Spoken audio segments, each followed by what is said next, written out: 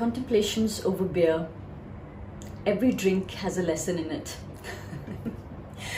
This is a story about my journey to self-improvement. And yes, I did get my lessons from the bubbles in a glass of beer. When I first started out, I suddenly was very aware of how many things were wrong with me, or rather, how many areas I felt I needed to improve in. And I decided that I must try and holistically better myself. And I think there are many of us here who can relate to that. We all want to become better versions of ourselves, and for a lot of us this is like a lifelong strife. It's a journey that actually should probably never end, but sometimes we can get weary, and that's where I got my lessons from beer. I was looking down at a glass of beer. This one's pretty flat, but initially I saw that there were a lot of bubbles on top. It's the head, right? And I felt like my journey was quite similar.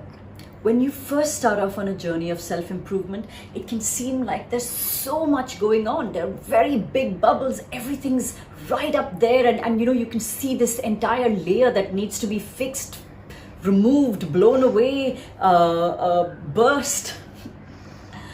But as you start working on yourself, you will then start to see smaller and smaller bubbles rise to the top. And if that makes you feel like you're never going to fix everything that's wrong with you, this is my story of hope for you then. The fact is that these smaller bubbles only rise to the top because the bigger bubbles are gone.